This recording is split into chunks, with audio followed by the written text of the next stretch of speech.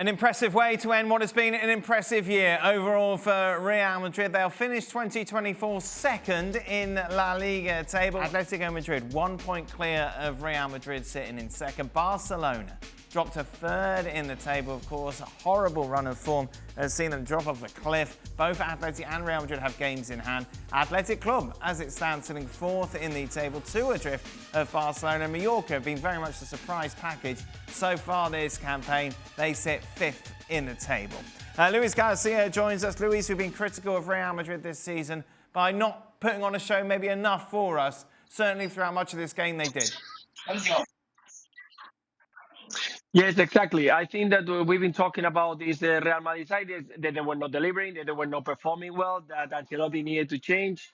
And in the end, what we found is that this Real Madrid, it was hurt. The pride of Real Madrid cannot be hurt at any stage because the talent of these players is amazing, is fantastic. When they put together and they start understanding each other, they are probably one of the biggest team, if not the biggest teams in Europe. And once again, they prove it. You don't win a competition like La Liga just losing or winning against Real Madrid or against Barcelona or against the biggest rival. You win a competition like this by winning and being consistent. And that's what Real Madrid is being all about. When they need to get the results, they get it. Today was the result, but also a very good performance, a solid and overall good performance. I think the players who come into the second half, they knew about their role. The players who have been needed, they knew about their role. And everyone has given something extra to this Real Madrid side. So right now, no one would have expected to see Real Madrid 2 points or maybe even 5 points ahead of Barcelona as the way that this season started. But definitely, it's a Real Madrid, as always, that is going to be challenging for every single trophy. What was the difference there, Ali? Why did we see such a good version of them?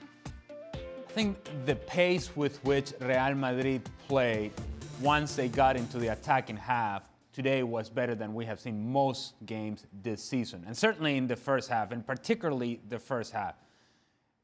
Real Madrid, I think over the course of the season, have fallen in love with this possession that goes nowhere. And eventually it's a possession that finds either Vini, and he's going to dribble, and Mbappe, and he's going to dribble, or Rodrigo, and he's going to dribble. But there isn't a whole lot of movement away from what's happening on the ball. And today, one of the first things that was very noticeable is that, for one, Real Madrid is actually pressing higher up the field with numbers around the ball, getting the possession of the ball in an attacking position, and then from there, the movement away from the ball. It's not just the movement of Kylian Mbappe, which we expect, or Rodrigo, which we expect. The movement of Brahim Diaz, who I thought was excellent today. And then the dynamic positioning, movement, and passing of Jude Bellingham. When he gets himself in between defenders, in between lines, with an ability to turn, and then you have movement ahead of him, that's when Real Madrid becomes really dangerous. And then if you start looking further back, then it's the support of guys like Valverde and support of guys like Lucas Vázquez, who I thought was really good today.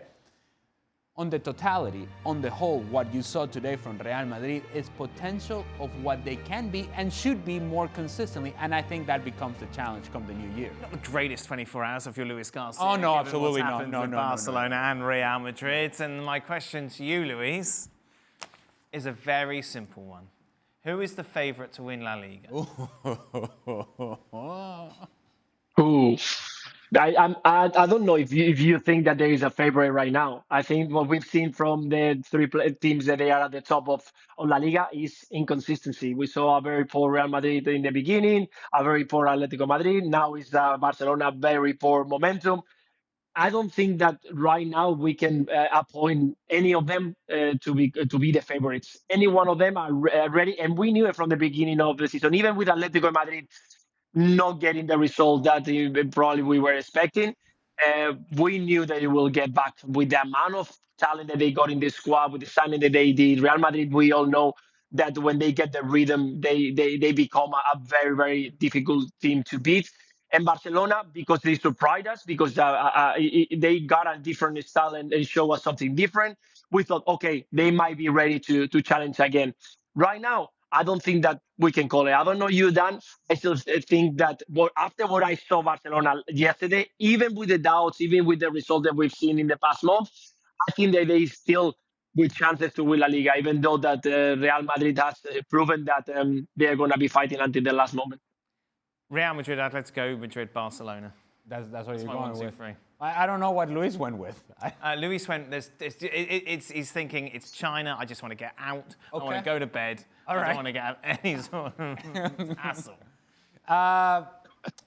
Look, Real Madrid have done everything to be out of this race. Everything. They have struggled. They have stumbled. They have come here, there, and everywhere. And Mbappe is still not at his best. And Bellingham's been injured. And Vini has been injured. And there's been suspension. There's been every opportunity. And Barcelona had that separation after El Clásico. And it felt like Barcelona were going to run away from this.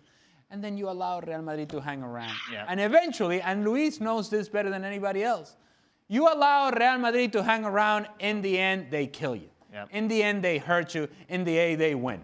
And so, there was an opportunity for this to be put away, for this not to be a conversation, and now it's very much a conversation in which Barcelona, who were the ones controlling the rhetoric, controlling the narrative, they're now third. And who would have thought that following El Clásico? That Barcelona would be below not only Real Madrid, but Atletico Madrid as well going into the break. Real Madrid should be the favorite.